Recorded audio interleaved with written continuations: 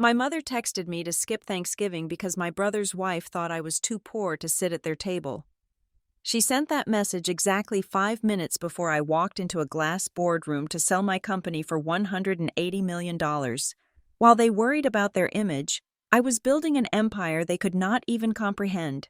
They thought they were cutting me out, but tonight, the news will show them exactly who they rejected. My name is Alea Campbell, and at 32 years old, I was sitting in a leather chair that cost more than my first car, looking out over the Chicago skyline from the 42nd floor. The air in the room was recycled and cold, smelling faintly of expensive espresso and dry-cleaned suits. Across the mahogany table sat the CEO of Centrosphere Holdings, a man named Marcus Thorne, flanked by 3 attorneys who billed 4 digits an hour. They were all looking at me. They were waiting for me to pick up the fountain pen resting on the document in front of me. This was it, the moment every founder dreams of, the moment that justifies the sleepless nights, the panic attacks, and the years of eating instant noodles in a server room. I was about to sign the acquisition papers for Ironwall Sentinel, the cybersecurity firm I had built from nothing but a laptop and a grudge. The purchase price was $182 million. But just as my hand hovered over the paper, my phone buzzed against the polished wood of the conference table. Any seasoned negotiator would have ignored it. Marcus Thorne would have ignored it, but I did not ignore it. It was a reflex, a deeply ingrained Pavlovian response that 30 years of conditioning had burned into my nervous system. When family calls, you answer. When family needs you, you drop everything. It was the role I had been assigned since birth. The helper, the fixer, the one who comes running. I glanced down at the screen. It was a text message from my mother. The preview showed a long paragraph. My heart did a strange, stuttering thing in my chest. I told myself it was probably an emergency. Maybe Dad fell. Maybe the oven broke before the big day. I slid the phone closer, just an inch, apologizing with a quick nod to the billionaires waiting for me to sell them my life's work. I unlocked the screen. Alaya. Honey. The message began. I am so sorry to do this so last minute, but I think it is best if you sit out Thanksgiving at Evan's house this year. Amelia is inviting some very important partners from the firm and her family, and she is worried about the atmosphere. She says you might feel out of place because the conversation will be very high level, and she wants to keep the image consistent for Evan's career. You know how she is about aesthetics. We can do coffee next week. Just the 2 of us. Love you. I read it twice. Then I read it a 3rd time, just to make sure the English language hadn't suddenly changed its definitions. The room was silent. I could hear the hum of the air conditioning and the distant wail of a siren 30 floors down. My blood, however, was roaring in my ears like a freight train. Amelia, my brother's wife, a woman who defined her worth by the label on her handbag and the zip code on her stationery. She wanted to keep the image consistent, and I was the inconsistency. I was the stain on the tablecloth, to her, and apparently to my mother who had agreed to send this text. I was just Alea, the struggling tech support girl. Alea, who wore hoodies and drove a sedan with a dent in the bumper. Alea, who probably could not afford a bottle of wine expensive enough to sit on their table. They thought I was too poor to eat turkey with them. I looked up. Marcus Thorne was watching me with a look of polite concern. To him, I was a shark. I was the brilliant architect behind the most sophisticated localized encryption algorithm in the Western Hemisphere. He had spent 6 months courting me, flying me to New York and London, trying to convince me that his conglomerate was worthy of my code. He was about to pay me nearly $200 million because he knew that without me, his enterprise division was vulnerable. To the people in this room, I was a titan. To my family, I was an embarrassment. The irony was so sharp it almost tasted metallic on my tongue. I set the phone face down on the table. The sound was a little louder than I intended. A sharp clack that made one of the junior lawyers jump. "Is everything all right, Ms. Campbell?" Marcus asked, his voice low and smooth. I looked at him. I really looked at him. I thought about Evan, my brother, the golden boy lawyer who was probably right now fretting over which tie would impress his boss. Evan, who made perhaps $300,000 a year and acted like he owned the Federal Reserve. Amelia was likely arranging name cards right now, making sure the right people sat next to the right people, ensuring that no low-income contamination ruined her perfect suburban tableau. "Everything is perfect, Marcus," I said. My voice did not shake. It was terrifyingly steady. "Just a final confirmation on my schedule for the holiday. It seems my calendar has just cleared up completely." Marcus chuckled, a dry corporate sound. "Well, their loss is our gain. Once this news breaks, I doubt you will have much free time for the next 6 months." He had no idea. I picked up the pen. It was heavy, black lacquer and gold. "Let me take a second to speak directly to you. Yes, you. If you are listening to this, or reading this, and you have ever been the black sheep, stay with me. If you have ever been the one they sat at the kids' table when you were 30 years old, if you have ever been the one they spoke over at dinner, the one they offered unsolicited advice to, the one they looked at with that pitying, condescending smile while you were silently carrying the weight of the world on your shoulders, then you need to hear this, because what I did next was for us, all of us. I did not text my mother back. Not yet. I did not call Evan to scream. I did not cry. I uncapped the pen. The contract in front of me was thick, bound in a heavy folder. Section 4, Paragraph A detailed the purchase price, $182 million. Section 5 detailed my retention bonus and stock options. Section 8 outlined my new title, President of North American SMB Solutions. I was not just selling a company, I was shifting the tectonic plates of my own existence. I signed my name, Lila Campbell. The ink flowed dark and permanent. Flashbulbs did not go off in the room. That was for the press conference later. But they went off in my head. I could see the headlines that were already drafted and waiting in the embargoed press releases sent out by Centrosphere's PR team. Tech giant acquires Sentinel for record sum. The $182 million woman. How Lila Campbell built an empire in silence. From Milwaukee startup to global powerhouse. I handed the folder to Marcus. He stood up and extended his hand. His grip was firm, respectful. The kind of handshake you give an equal. "Welcome to the family, Lila," he said. "Thank you, Marcus," I replied, and a small, dangerous smile touched the corner of my lips.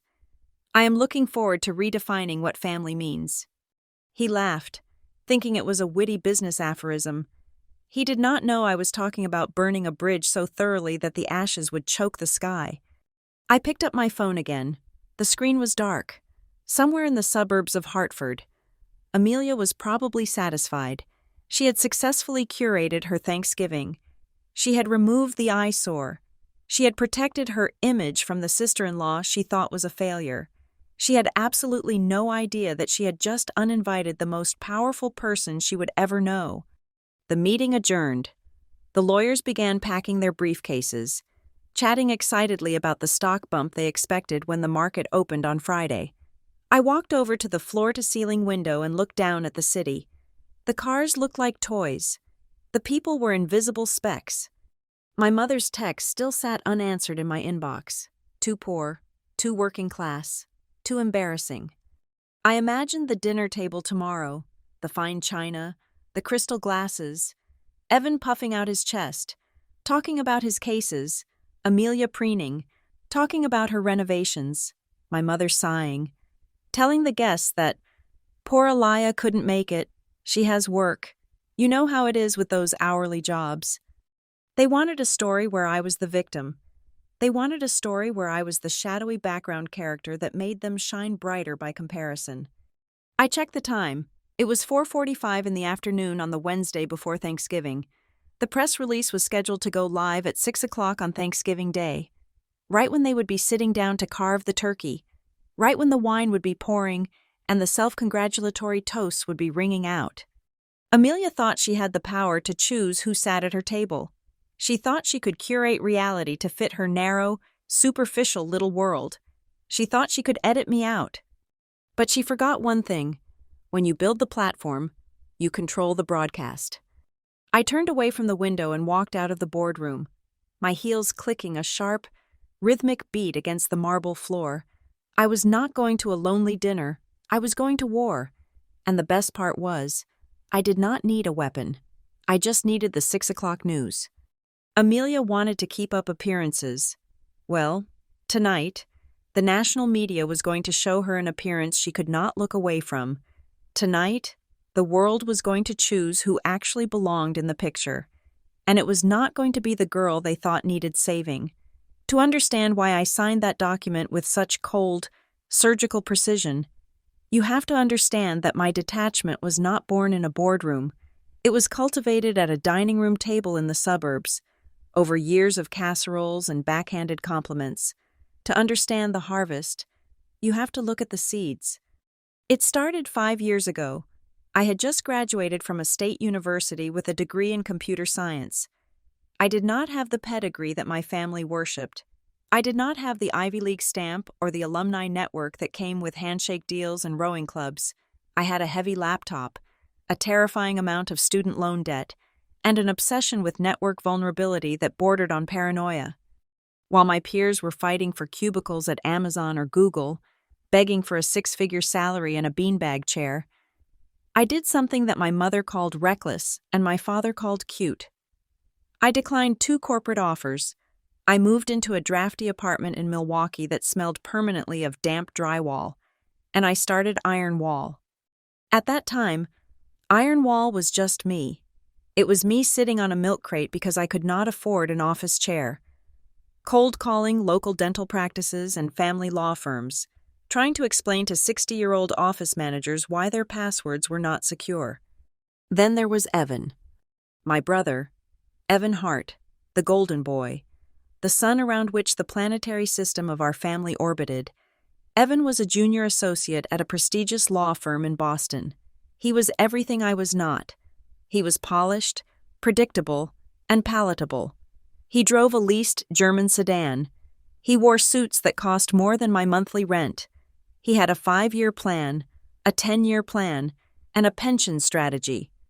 The first time he brought Amelia home to meet us, the dynamic of our family shifted from a subtle hierarchy to a rigid caste system.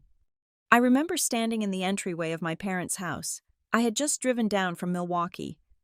I was wearing a gray hoodie and jeans because I had spent the last 48 hours coding a patch for a vulnerability I had found in a client's server. I was exhausted. My eyes were red, and my hair was pulled back in a messy knot. The door opened, and in walked Evan and Amelia. They looked like they had just stepped out of a catalog for luxury resort wear. Evan was beaming, his hand on the small of her back. Amelia was petite, perfectly groomed, with hair that looked like it had never encountered humidity in its life. She wore a cream-colored dress that probably cost $1,000 and heels that clicked with authority on the hardwood. She hugged my mother. She shook my father's hand warmly. Then she turned to me. Her eyes did a slow, vertical sweep. It took less than 2 seconds. But in that time, she cataloged everything: the fray on my sleeve, the scuff on my sneaker, the lack of makeup, the dark circles under my eyes. She did not see a tired engineer. She saw a project. She saw a failure. "And this must be the little sister," she said.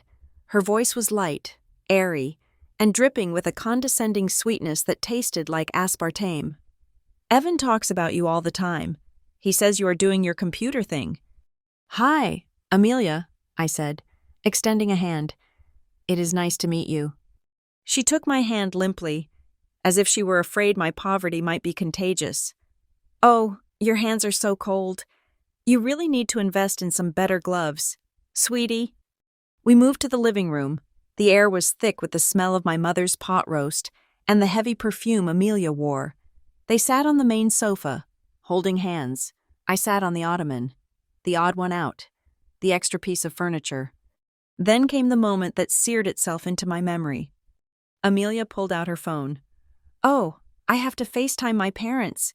They are dying to meet everyone." She dialed. A confused-looking older couple appeared on the screen, sitting in what looked like a library with mahogany shelves. Amelia beamed. She panned the phone around the room. "That is Daniel and Margaret," she said, pointing the camera at my parents. "They are just adorable. And that is Evan, of course." Then she turned the camera toward me. I tried to smile. I tried to look presentable. "And this is Alaya," Amelia said. "She is Evan's baby sister. She is sort of figuring things out right now. She does this cute little IT thing for some local shops, fixing computers, setting up Wi-Fi, that sort of tech support stuff. She is very handy." I froze. Cute little IT thing, fixing computers? 2 days before this dinner, I had signed a contract with a regional chain of 20 urgent care clinics. I was not setting up their Wi-Fi. I was completely restructuring their patient data encryption to comply with new federal privacy regulations. I was building a firewall that would protect the private medical history of 50,000 people. I was not a mechanic. I was an architect.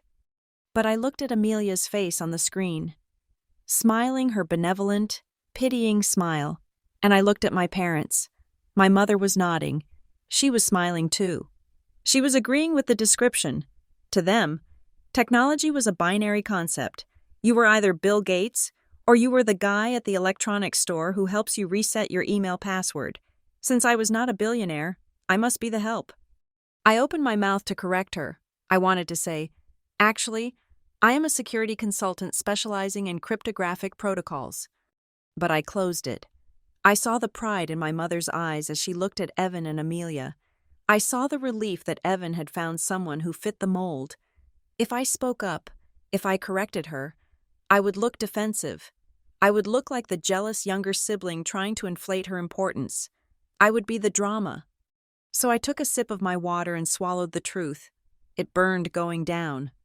Dinner was an exercise in endurance. The conversation flowed exclusively toward Boston. Evan talked about a brief he was filing for a partner. He threw around terms like litigation strategy and billable hours. My parents ate it up. They asked follow-up questions. They leaned in. When there was a lull, my father turned to me. "So, Alaya, how is business? Are you finding enough customers?" He asked it with the same tone one might use to ask a child if they had sold enough lemonade. "It is going well, Dad," I said quietly. "I just signed a new client. It is a pretty big project." "That is good," my mother chimed in, but her eyes were already drifting back to Amelia's engagement ring. "But you know, honey, I was talking to Mrs. Higgins next door. Her son works in the IT department at the city hospital. A steady job, benefits. He gets 3 weeks of vacation a year. Maybe you could give him a call, just to see if they are hiring?" "I have a company, Mom," I said. "I am not looking for a job."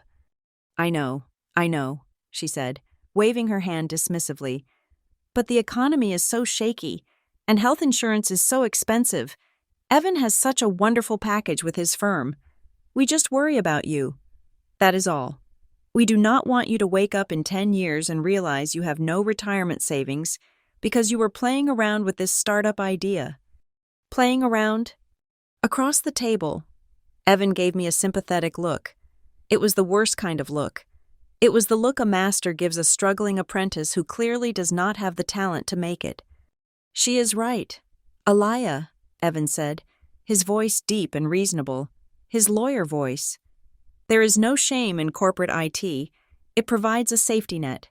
If you ever need me to look over your resume or send it to some of the firms we work with, just let me know. I can probably get you an interview at the help desk." The help desk. I looked at the three of them, my brother, the success, his girlfriend, the judge, my mother, the enabler. They had constructed a reality where I was the erratic, artsy failure who needed a safety net, and they were the sturdy, reliable ground. They did not know that the safety net they were so proud of was built on systems that people like me designed, secured, and could dismantle with a few lines of code. I finished my meal. I helped clear the table. I washed the dishes while Amelia sat in the living room showing my mother photos of wedding venues. I was the help. I was the background noise. When I left that night, the temperature had dropped. It was freezing. My car was a 10-year-old sedan with a heater that only worked when the engine was running at high RPMs. I threw my bag into the passenger seat and started the engine. It coughed and sputtered before turning over. I looked back at the house.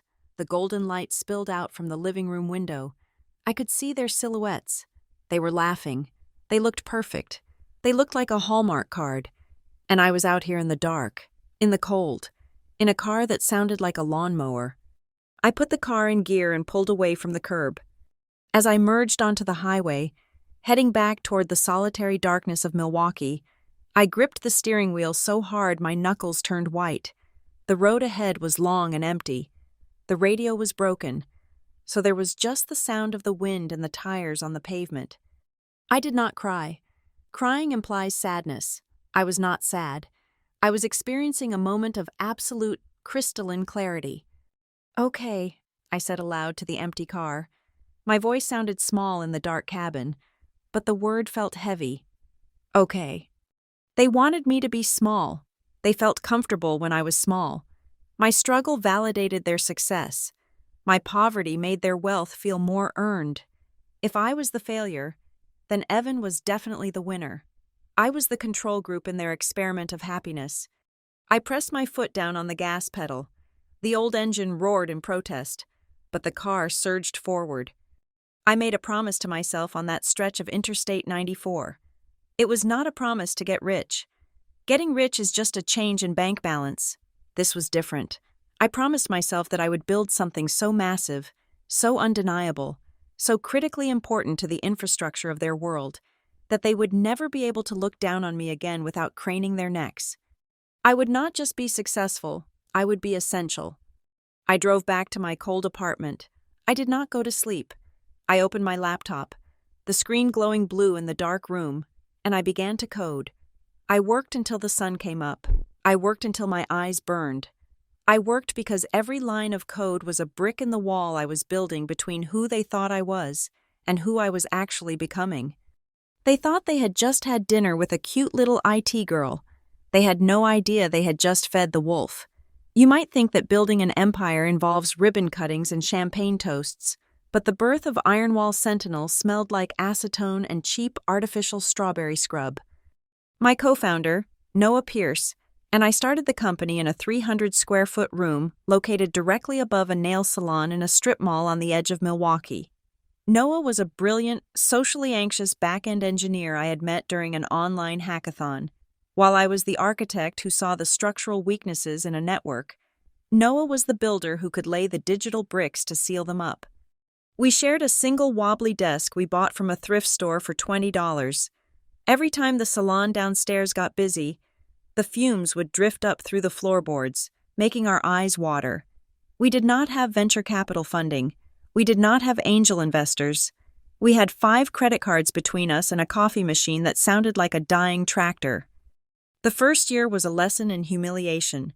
We were not selling a product. We were selling fear to people who thought they were invincible. I spent 8 hours a day on the phone, cold calling small business owners. I called veterinary clinics, trucking logistics coordinators, local law offices, and family-owned retail chains. I would get about 10 seconds into my pitch before the line went dead. When they did stay on the line, the responses were always the same dismissive variations. "We already have antivirus software. My nephew is good with computers. He installed a firewall. Why would hackers target a dry cleaner?" They did not understand that to a botnet, a dry cleaner's server is just as valuable as a bank's server if it can be used as a relay point. We were eating instant ramen and splitting the rent on a studio apartment that we used as a sleeping shift room. There were days when Noah would look at me with dark circles under his eyes and ask if we should just quit and take corporate jobs. But then came the incident with the Golden Ladle. It was a chain of 5 family-style diners in the Midwest. I had pitched their owner, a stubborn man named Mr. Henderson, 3 times. I had shown him exactly where his point-of-sale system was vulnerable. He had laughed me out of his office, telling me I was trying to scare him out of $500 a month. 3 weeks later, on a Tuesday night, I got a call at 2 a.m. It was Mr. Henderson. He was crying. A ransomware attack had locked up his entire system. They had frozen his inventory, his payroll, and his credit card processing. The hackers were demanding $50,000 in cryptocurrency. I woke Noah up. We drove to the nail salon office in our pajamas. We worked for 36 straight hours. We did not just pay the ransom. We managed to isolate the malware, reverse engineer the encryption key from a flaw in the attacker's code, and restore his data without him paying a cent to the criminals. Mr. Henderson paid us $10,000 for that weekend of work. But more importantly, he told everyone in the local business association that 2 kids above a nail salon had saved his life. That was the tipping point. The skepticism vanished. Suddenly, the trucking company called back. The dental group called back. We were no longer selling a hypothetical shield. We were selling survival. Iron wall. Sentinel began to grow. We moved out of the room above the nail salon and into a real office park. Then we expanded. We opened a satellite team in Denver to handle the Western time zones and another in Nashville for the South. I started hiring real talent, cryptographers with PhDs, ethical hackers who used to work for intelligence agencies, and account managers who knew how to talk to humans better than I did. By the 3rd year, our revenue hit 8 figures. I was managing a team of 40 people. We were securing data for regional banks and municipal governments. But here's the strange part. As the company grew, I became more secretive about it. On social media, I posted pictures of my cat. I posted photos of a hike I took on a Sunday. I never posted the view from my corner office. I never posted the first-class ticket to a conference in Zurich. I never posted the new Tesla I bought and kept parked in a private garage, preferring to drive my old sedan when I visited family. I told myself it was for privacy. In cybersecurity, you learn that being a high-profile target is dangerous, but deep down, I knew there was another reason. I wanted to see if my family could love me without the price tag attached. It was a cruel experiment, perhaps, but every time I went home for a holiday or a birthday, I gathered data points like a scientist observing a control group. At a barbecue for my father's 60th birthday, I stood by the cooler holding a cheap beer. I was wearing jeans and a plain t-shirt. My company had just closed a $2 million contract with a logistics firm that morning. But to everyone on the patio, I was just Aliyah, the girl who was still figuring it out. Evan walked up to me. He was wearing a polo shirt with a designer logo on the chest that was slightly too large, ensuring everyone saw it. He clapped a hand on my shoulder. "So, how is the computer shop going?" he asked. The tone was not inquisitive. It was the tone you use when asking a toddler if they enjoyed preschool. "It is going well," I said, taking a sip of beer. "Busy." Evan nodded sagely. "That is good. Grind is good. But listen, Aliyah, I was talking to the IT director at my firm yesterday. They are looking to expand their support staff. It is mostly resetting passwords and fixing printers. But the benefits are solid. Dental, vision, 401k matching. I could put in a word for you. It would be steady. You would not have to worry about chasing clients." I looked at him. I looked at the genuine concern in his eyes. It was a concern rooted in a complete lack of faith. He could not imagine a world where I did not need his help. He could not conceive of a reality where I might be hiring people like his IT director. "I appreciate that, Evan," I said, keeping my voice level. "But I think I am going to stick with my own thing for a while longer." He sighed, a long, disappointed exhale through his nose. "Okay, just do not let pride get in the way of security. Aliyah, Mom and Dad worry. They just want to know you are going to be okay." I watched him walk away to join Amelia, who was holding court near the grill, laughing loudly at something my mother said. That was the moment I decided to keep the silence. If I told them right then that I had just hired a CFO, or that my personal net worth had crossed the $5 million mark, everything would change. Suddenly, I would be the favorite. Amelia would ask me where I bought my clothes. My mother would brag to the neighbors about my business acumen instead of my brother's court cases. Evan would ask me for investment advice. But none of it would be real. They would be respecting the money, not the person. I realized that as long as they thought I was struggling, their behavior was their authentic truth. The way Amelia spoke over me at dinner, the way my mother introduced me with an apology in her voice. The way Evan offered me entry-level jobs. That was how they truly saw me. I went back to Milwaukee that night and threw myself into work with a new kind of ferocity.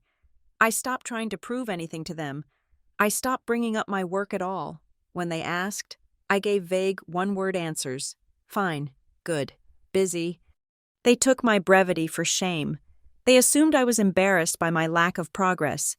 They filled in the blanks with their own narrative of my mediocrity. Poor Aliyah, I heard my aunt say once when she thought I was out of earshot. She just does not have Evan's drive. I let them have their story. I let them write the script where I was the supporting character who needed pity. Because while they were busy feeling superior, I was building a fortress. I was learning that true power does not need to announce itself. The disconnect became a chasm. I lived two lives. In one, I was Aliyah Campbell, the fierce CEO who could stare down a boardroom of investors and negotiate complex equity splits. In the other, I was Aliyah, the sister who probably needed gas money. I remember sitting in my office one late night, looking at a quarterly report that showed a 300% year-over-year growth. The numbers were staggering. Noah walked in, holding 2 cups of coffee. "You know," he said, sitting on the edge of my desk, "you could buy your parents' house cash tomorrow. You could buy your brother's firm." "I know," I said. "Why don't you tell them?" Noah asked. He knew the toll it took on me. He knew how much I cried in the car on the way back from those family gatherings. "Because," I said, turning the report over so the numbers faced the wood grain of the desk, "if I have to buy their respect, it is worthless. I want to know who stands by me when I have nothing, and now I know." "And who stands by you?" Noah asked quietly. I looked at him. I looked at the team working outside my glass walls at 8 in the evening. "You do," I said, "and I stand by myself." That was the hardest lesson of the empire. Success attracts a crowd, but struggle reveals the tribe. My family had failed the test of the struggle, so they did not deserve to celebrate the victory. I decided then that I would not tell them until I had no choice. I would let them sleep in the comfortable bed of their own assumptions until the world woke them up for me. If they measured my worth by the title on a business card, then I would make sure that when they finally saw my real title, it would be on a screen too big for them to turn off. I was done seeking their validation. I was now only interested in my own verification. The wedding of Evan Hart and Amelia Reynolds took place on the rooftop of a boutique hotel in downtown Atlanta. It was the kind of event that looked less like a celebration of love and more like a carefully staged photo shoot for a lifestyle magazine. Everything was white. The roses were white. The tablecloths were white. The bridesmaids wore a shade of pale champagne that was, for all intents and purposes, white. I arrived wearing a simple silk slip dress in deep navy blue. It was elegant, understated, and expensive, one of the few indulgences I allowed myself. But against the backdrop of Amelia's aggressively pale aesthetic, I looked like a bruise on a cloud. I found my name on the seating chart, which was hand-calligraphed on a slab of lucite near the entrance. I scanned the head table, expecting to see my name near my parents, or at least near the other siblings of the wedding party. It was not there. I scanned the tables immediately surrounding the dance floor, reserved for close friends and partners of the law firm. Not there either. I finally found Aliyah Campbell listed at table 19. I looked up to locate table 19. It was situated in the far back corner of the rooftop, wedged uncomfortably between the swinging door to the catering kitchen and the massive subwoofer of the jazz band. It was the architectural equivalent of a grimace. When I walked over, I realized exactly what this table was. It was the island of misfit toys. My dinner companions included a second cousin who taught kindergarten and had been invited out of obligation, a man named Gary, who was the +1 of a guest who had not shown up, and an elderly uncle who wore a polyester suit that smelled faintly of mothballs. We were the visual outliers. We were the people Amelia deemed unworthy of the background of her photos. My mother fluttered over to me during the cocktail hour, clutching a glass of Prosecco a little too tightly. She looked nervous, her eyes darting between me and the head table where Amelia was holding court. "Oh, Aliyah, you found your seat," she said, her voice pitched high. "I know it is a little far back, but Amelia spent weeks on the seating arrangement. She said this spot had the best airflow, and she knows how you get overheated in crowds. She really has an eye for the flow of the room, does she not? It is all about the composition." I looked at my mother. She was not malicious, but her blindness was a weapon in itself. She was so desperate to believe in the perfection of this union that she would rationalize any slight against me as a thoughtful gesture. "It is fine, Mom," I said, taking a sip of my drink. "The airflow is great. I can smell the shrimp cocktail before it even hits the floor." She laughed nervously, patted my arm, and scurried back to the VIP zone. The evening progressed with the predictability of a metronome. Evan and Amelia moved through the room like royalty visiting their subjects. Evan looked handsome in his tuxedo, playing the role of the successful provider to perfection. He shook hands with partners from his firm, laughing at their jokes, accepting their backslaps. Guests whispered about what a power couple they were. They called Amelia refined and classy. They praised her taste in floral arrangements as if choosing hydrangeas was a moral achievement. I watched from table 19. The bass from the speaker was thumping so hard, my water glass was vibrating across the tablecloth. "So, what do?" asked Gary, the abandoned +1, shouting to be heard over the saxophone. "I work in computers," I shouted back, sticking to the script. "Oh, like Geek Squad?" he asked. "Something like that," I said. Then came the photographs. This was the moment where the subtle exclusion became explicit erasure. The photographer, a man with a ponytail and 3 cameras strapped to his chest, called for the immediate family. We gathered near the railing with the city skyline glittering behind us, my parents, Evan, Amelia, her parents, and me. We shuffled into position. I stood next to my father on the far left. Amelia frowned. It was a micro-expression, a tiny tightening of her perfectly lined lips, but I caught it. She leaned over and whispered something to the photographer. She gestured vaguely with her hand, a sweeping motion that implied width. The photographer nodded. He looked up at us. "Okay, folks, we are going to do a few different configurations," he announced. "Let us get the bride and groom with the parents first. Just the parents." I stepped out of the frame. I stood by the light stand, watching. They smiled. Flash, flash, flash. They looked like a dynasty. "Beautiful," the photographer said. "Now, let us get the bride and groom with the bride's siblings." Amelia's brother and sister stepped in. They laughed. They posed. Flash, flash. "Great. Now, let us get a shot of just the happy couple." I waited. I waited for the, "Now let us get the groom's sister" instruction. I waited for someone, anyone, my brother, my mother, my father, to say, "Hey, get Elia back in here." But the instruction never came. Amelia clapped her hands. "Oh, the lighting is fading. We need to get the sunset shots by the cake before we lose the golden hour. Let us move. Everyone!" And just like that, the group dissolved. I stood there by the light stand, realizing I had not been in a single professional photograph with my brother on his wedding day. It was not an oversight. It was an editorial decision. Amelia had looked at the frame and decided I did not fit the aesthetic. My dress was too dark. My face was too guarded.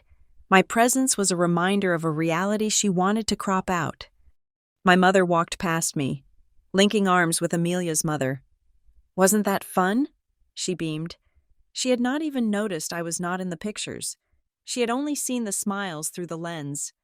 I went back to table 19. I sat down next to the cousin who was a teacher. She was eating a bread roll with a look of resignation. "You got cut too?" she asked quietly. "I got cut," I confirmed. She told the photographer my patterned dress would clash with the hydrangeas, the cousin said, shrugging. "I guess we are just the B-roll footage." "We are not even footage," I said. "We are the blooper reel." The rest of the night was a blur of speeches praising Evan's integrity and Amelia's grace. I watched them cut the cake. I watched them dance. I felt a strange, cold detachment settling over me, like a layer of ice forming over a lake. It hurt, yes, but the pain was distant, muffled by the sheer absurdity of it all. They were so obsessed with the image of success that they could not see the reality of it. They were celebrating potential, Evan's potential partnership, Amelia's potential social standing, while actively ignoring the actualized success sitting near the kitchen door.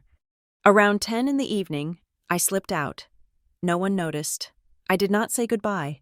I simply walked out of the frame that I was never really allowed to be in. Back at my hotel room, the silence was luxurious. I kicked off my heels and poured a glass of tap water. My phone blinked on the nightstand. I sat on the edge of the bed and opened my laptop. The dashboard for Ironwall Sentinel greeted me with its familiar dark mode interface. A notification was pulsing in the corner. Contract signed. Midwest Regional Logistics Hub. I clicked on it. The digital signature was there. The timestamp was 2 hours ago, right around the time Amelia was throwing her bouquet. I looked at the value of the contract. $250,000. That was the initial setup fee. The recurring annual revenue would be another $80,000. I did the mental math. This single contract, signed while I was eating cold chicken next to a subwoofer, was worth nearly what Evan made in an entire year of 80-hour work weeks. It was more than the cost of this entire wedding. I stared at the number, $250,000. I could have walked back to that rooftop, climbed onto the stage, taken the microphone, and bought the hotel. I could have hired the jazz band to play a song just for me. I could have embarrassed them all with a single bank transfer screenshot. But I did not. I closed the laptop. The satisfaction I felt was not the hot, fiery rush of vindication. It was cooler, quieter. It was the satisfaction of a poker player who knows exactly what cards everyone is holding, while nobody else even knows what game we are playing. I walked into the bathroom and looked at myself in the mirror. I took a cotton pad and began to wipe away the makeup. The lipstick smeared, then vanished. The mascara dissolved. I looked at the woman in the glass. She was not the poor sister. She was not the IT girl. She was a predator in camouflage. Let them have their pictures, I whispered to my reflection. Amelia wanted to curate her life like a museum exhibit, removing anything that did not fit her theme. She wanted to cut me out of the picture because she thought I lowered the property value of her image. Fine. I tossed the cotton pad into the trash can. If they wanted to cut me out of their picture, I would not fight to be pasted back in. I was done trying to squeeze myself into their narrow, overexposed frame. I was going to buy the gallery. I was going to build the museum. And when I was done, I would be the one deciding who got to be in the portrait and who was left standing in the dark. The trajectory of Ironwall Sentinel shifted from a steep climb to a vertical launch the day we secured the contract with the Milwaukee municipal government. One day we were securing dental records, and the next we were safeguarding the traffic light grid and the water sanitation controls for a city of 600,000 people. That contract led to the First Regional Bank of Wisconsin, which led to a domino effect that finally triggered the censors of the giants. Centrosphere Holdings did not knock on our door. They did not send an email to our general inquiry inbox. They simply appeared. I walked into my office on a Tuesday morning to find a courier package on my desk containing a single, heavy bonded leather folio. Inside was a letter of intent. It was an invitation to fly to Chicago to discuss, as they phrased it, strategic synergies in the corporate world. That is code for, we want to eat you before you get big enough to eat us. The meeting took place in a glass-walled conference room that felt more like a sterilized operating theater than a place of business. Across from me sat Marcus Thorne, the VP of Acquisitions, a man who wore suits that cost more than my parents' car. We have been watching you for 18 months, Elia, Marcus said, leaning back in his chair. He did not look at his notes. He knew the numbers by heart. We have the enterprise market cornered. Fortune 500 companies, military contractors, federal agencies, but the small to medium enterprise sector, the SME market, we cannot crack it. Our solutions are too heavy, too expensive, and too complex for a regional bank or a chain of hardware stores. He paused, letting the silence stretch. You, however, he continued, pointing a manicured finger at me, You built a system that scales down as elegantly as it scales up. You did it with a skeleton crew and zero venture capital. You have 40% of the Midwest market share for private clinics. That is not a business. Alea, that is a blockade, and we want the keys. I did not smile. I did not fidget. I am not looking to sell. Marcus, we are profitable. We are growing. Everyone is looking to sell, he said softly. It just depends on the number of zeros on the check. For the next 6 weeks, my life became a blur of due diligence and high-stakes poker. I brought in Northlake Ridge Partners, a boutique investment firm known for being sharks in the water, to represent us. I did not want to just be bought out. I wanted to be integrated. I wanted power, not just a payout. I worked 18-hour days. I sat in rooms with forensic accountants who combed through every line of code and every invoice I had generated since the nail salon days. I negotiated for stock options. I fought for my employees' retention bonuses. I demanded a seat at the table. And while I was dissecting term sheets worth hundreds of millions of dollars, my family was living in a parallel universe where I was still their charity case. My mother called me on a Thursday night while I was reviewing a valuation report that pegged Iron Wall at $160 million. "Hi, honey," she said, her voice laced with that specific tone of maternal worry she reserved exclusively for me. "I was just talking to your aunt, and she mentioned that the local bakery she likes closed down. I know they were one of your clients. Are you okay? Are the customers dwindling?"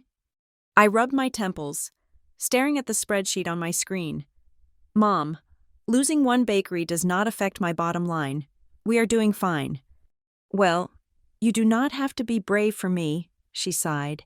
"It is a tough economy. Oh, speaking of which, Evan sent you an email. Did you see it?" "I have not checked my personal email today," I said. "Check it, sweetie. It is important." I tabbed over to my personal inbox. There was an email from Evan with the subject line, "Lead for you." I opened it.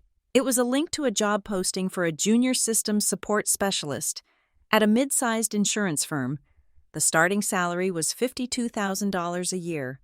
The requirements included ability to lift 20 pounds and knowledge of printer troubleshooting. Under the link, Evan had written, "Hey, Allie, saw this and thought of you. It is entry level, but they have a pension plan. Might be good to get some stability before the startup thing dries up. Let me know if you want me to make a call." I looked at the email. Then I looked at the term sheet from Centrosphere. Retention bonus, $5 million. The disconnect was so vast it was almost hallucinogenic. They were trying to throw me a life preserver while I was captaining a battleship. "I saw it, mate. Mom," I said, my voice flat. "Tell Evan thanks, but I am going to pass." "Oh, Alaya," she said, disappointment leaking through the phone. "Do not be stubborn. You know pride comes before a fall." I hung up. I did not have the energy to explain that I was not falling. I was ascending. The negotiations with Centrosphere reached a fever pitch in mid-November.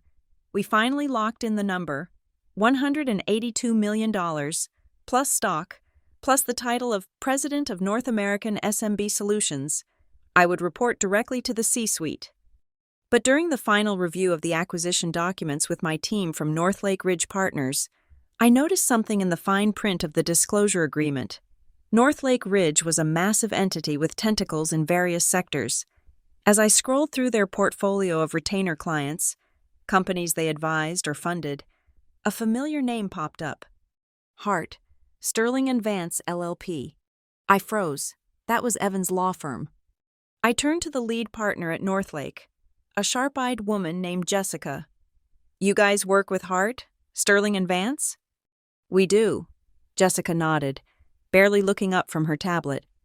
"We provide the capital backing for their commercial real estate litigation department. We essentially keep the lights on for their expansion projects. Why?" I felt a cold, predatory smile spread across my face. "My brother is a senior associate there. He thinks he is the rainmaker." Jessica chuckled darkly. "If we pulled our funding, that firm would be dissolving in a quarter. They are over-leveraged." The irony was delicious. The investment firm helping me negotiate my 9-figure exit was the same firm that held the financial leash of my brother's prestigious career in the grand ecosystem of capital. I was sitting at the table with the people who owned his bosses. We set the signing date for the Wednesday before Thanksgiving. The timing was deliberate. Centrosphere wanted to announce the acquisition on Thanksgiving afternoon. "The markets are closed," Marcus explained to me. "But everyone is home. Everyone is scrolling on their phones to avoid talking to their relatives. We drop the press release at 4 p.m. Eastern Time. We dominate the news cycle for the entire holiday weekend. By the time the markets open on Friday, the stock will jump 10%. I agreed. I signed off on the embargo. Then came the Tuesday before Thanksgiving. I was in the boardroom in Chicago, the same room where the journey began. The final contracts were printed on thick, cream-colored paper. The air smelled of triumph. I was minutes away from becoming one of the wealthiest self-made women in the state. My phone buzzed. I glanced at it. It was a text from my mother. My chest tightened. Despite everything, despite the money, the success, the power, I still had that instinctive childlike hope. Maybe she was texting to ask what time I was arriving tomorrow. Maybe she wanted me to bring my famous cranberry sauce. Maybe, just for once, I was included. I unlocked the phone. "Alaya, honey, I am so sorry to do this so last minute." The text read, "But I think it is best if you sit out Thanksgiving at Evan's house this year." I stopped breathing. The sounds of the boardroom faded into a dull hum. "Amelia is inviting some very important partners from the firm and her family." The message continued. "She is worried about the atmosphere. She says you might feel out of place because the conversation will be very high level, and she wants to keep the image consistent for Evan's career. You know how she is about aesthetics. We can do coffee next week. Just the two of us. Love you." I read the words again. Worried about the atmosphere. Keep the image consistent. They were uninviting me. They were not just sitting me at the bad table this time. They were removing me from the building. To them, I was a liability.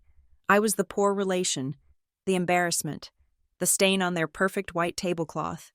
They were worried I would show up in my old car and my department store clothes and ruin the illusion of generational wealth they were trying to project to Evan's partners.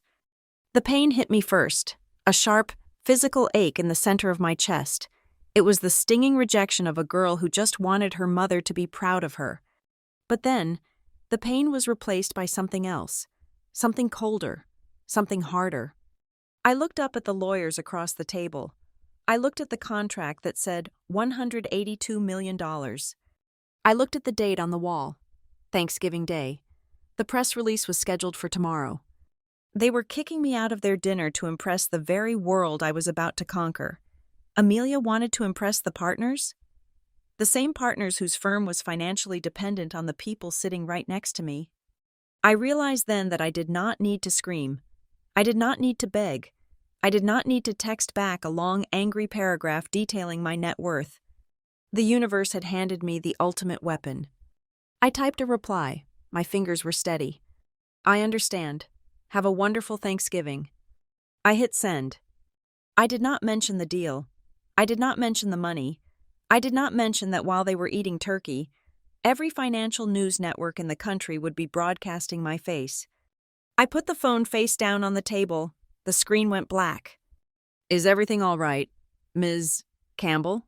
Marcus asked, noting the shift in my demeanor. "You look intense." I picked up the pen. It felt heavy and cool in my hand. "Everything is perfect, Marcus," I said. "I just cleared my schedule for the holiday. It seems I will be free to watch the news coverage live." "Excellent," Marcus smiled. I leaned back in the leather chair. The Chicago skyline was gray and imposing outside the window, but it looked beautiful to me. They wanted to erase me? Fine. They could erase the Alea they thought they knew. They could erase the struggling sister. They could erase the IT girl. Because tomorrow, when they turned on that television to check the stock market or watch the football game, they were not going to see the girl they uninvited. They were going to see the president of Centrosphere's SMB division. They were going to see the woman who just made more money in one signature than Evan would make in 5 lifetimes. I decided right then that I would never tell them. I would never call them to gloat. I would let the world tell them for me. "Let us sign," I said. And as the ink dried on the page, I felt the final tether to my family snap. It did not snap with a bang, but with a whisper. I was free. They had chosen their image over their daughter. Now, they would have to live with the reality of who they had thrown away. The clock on the wall of my brother's dining room in Hartford read 5:45 in the afternoon. I know this not because I was there, but because I could vividly imagine the scene with the accuracy of a forensic reconstruction. In Hartford, the air would smell of roasted sage, expensive Pinot Noir, and desperation.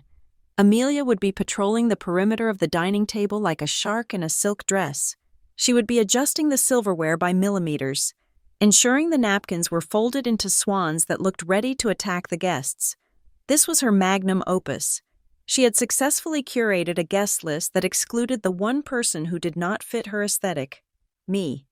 My mother would be standing near the mantel, holding a glass of wine. She would be looking at the empty space where a chair should have been. For a fleeting second, she might feel a pinch of guilt, a tiny, microscopic needle pricking her conscience, wondering if her daughter was lonely. But then, a senior partner from Evan's law firm would walk by and compliment her on her brooch, and the guilt would vanish, replaced by the warm, intoxicating glow of social climbing. Meanwhile, 800 miles away in Chicago, my reality was vastly different. I was sitting cross-legged on a velvet sofa that cost more than my first car. I was wearing oversized sweatpants and a t-shirt that said NASA on the front. On the coffee table in front of me, there was no turkey. There were no cranberry swans. There were 3 cartons of high-end Thai takeout, Penang curry, basil chicken, and extra spring rolls. The room was silent except for the low hum of the television. I had tuned it to CNBC. The volume was low, a comforting background murmur of market analysis and ticker symbols. I took a bite of a spring roll. It was crispy, hot, and tasted like freedom. Back in Hartford, the guests were taking their seats. I imagined the conversation. It would be a symphony of humble brags. Someone would complain about the maintenance costs of their boat. Someone else would sigh about how hard it is to find a good nanny who speaks French. Evan would be at the head of the table, puffing out his chest, soaking in the admiration of the older lawyers. He was the golden boy. He had the house, the wife, the job, and the approval. "Everything looks beautiful, Amelia," a guest would say. "Oh, thank you," Amelia would reply, casting a triumphant glance over her domain. "We wanted to keep it intimate this year, just the people who really matter." She had no idea that the definition of people who matter was about to change. At 6 o'clock, the news anchor on my television screen in Chicago straightened his tie. The graphic behind him shifted from a generic blue background to a bold, flashing red banner. I put down my fork. I turned up the volume. At the exact same moment in Hartford, the 65-inch television mounted above Evan's fireplace was on. It was muted, serving as moving wallpaper, displaying the same news channel to signal to the guests that this was a house that cared about the economy. A man named Robert Sterling, a senior managing partner at Evan's firm, was mid-bite into a deviled egg. He was facing the fireplace. His eyes drifted up to the screen, likely checking the ticker for the Asian markets opening. He froze. The egg stayed halfway to his mouth. "Evan," Mr. Sterling said. His voice was not loud, but it cut through the chatter about interest rates like a knife. "Yes, Robert?" Evan smiled, leaning forward, eager to agree with whatever the senior partner was about to say. "That girl on the television," Mr. Sterling said, pointing with his fork. "Is that your sister?" The table went quiet. Heads turned. Amelia laughed. It was a nervous, tinkling sound. "Oh, Robert, you must be mistaken. Evan's sister is, well, she is in IT support. She does not really do the news." "No," Mr. Sterling insisted, squinting. "That is definitely her. I remember her eyes from the photos in your office." Amelia's smile faltered. She turned to look at the screen. On the mute television, a photograph of me was filling the frame. It was my official corporate headshot, the one I had taken 3 months ago. I was wearing a black blazer, looking directly into the camera with a gaze that could melt steel. Below my face, the Chiron text scrolled in bold white letters. Centrosphere acquires cybersecurity firm Ironwall Sentinel. Amelia blinked. It looks like her, but that is impossible. Alea fixes laptops. Where is the remote? My mother asked. Her voice was trembling. Evan, turn it up. Evan scrambled for the remote control. He found it wedged between the sofa cushions. He pointed it at the screen and pressed the volume button. The silence of the room was shattered by the voice of the news anchor. In what is being called the surprise acquisition of the year, the anchor was saying, Centrosphere Holdings has announced the purchase of the Milwaukee-based cybersecurity firm Ironwall Sentinel for a reported $182 million in cash and stock. The number hung in the air. $182 million. I sat in my Chicago apartment, watching the same broadcast. I saw the B-roll footage they were playing, clips of our server farm, the logo of my company, and then a clip of me walking out of the Centrosphere headquarters earlier that day, flanked by Marcus Thorne. Back in Hartford, the air had been sucked out of the room. 180 million? A guest whispered. Did he say million? Amelia was staring at the screen, her mouth slightly open. The color had drained from her face, leaving her looking pale and waxy. Wait, another guest said. He was a client of Evan's firm, the owner of a large logistics chain. Ironwall Sentinel? That is the company we use. They just overhauled our entire supply chain security. Their fees are astronomical. You mean to tell me that is your sister's company? Evan looked like he had been struck by lightning. He looked at the guest. He looked at the TV. He looked at Amelia. I did not know, Evan stammered. She told me she was in IT. She is in IT, Mr. Sterling said, his voice dry. She just happens to own the IT. My mother stood up. She walked closer to the television, as if getting nearer would make the hallucination disappear. Alaya? She whispered. My Alaya? The anchor continued. We have a pre-recorded statement from the founder and CEO, Alaya Campbell, who will be staying on as the president of the new SMB division. The screen cut to me. I was sitting in the interview chair, looking calm, polished, and terrifyingly competent. In Hartford, they watched the girl they had uninvited.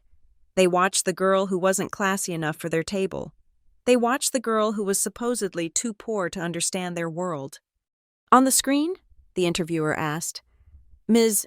Campbell, you built this empire in complete secrecy. Your competitors didn't see you coming. Why the stealth? In my Chicago apartment, my phone began to buzz. It started with a single vibration on the marble countertop. Buzz. Then another buzz. Then it became a continuous, angry spasm. I looked at the screen. Incoming call. Mom. Incoming call. Evan. Incoming call. Amelia. Then the text messages started pouring in. Mom. Alaya. Pick up. Is this real? Evan. Call me right now. Amelia. Oh my God. We are watching the news. Why didn't you say anything? Aunt Linda. Is that you on CNN? I looked at the phone vibrating against the stone. It was a frantic, desperate plea for attention. It was the sound of people realizing they had bet on the wrong horse. It was the sound of regret. I reached out and flipped the phone over, silencing it. I did not answer. I took another bite of curry. I let the spice warm my throat. I was not going to give them the satisfaction of an explanation. Not tonight. Tonight was my holiday.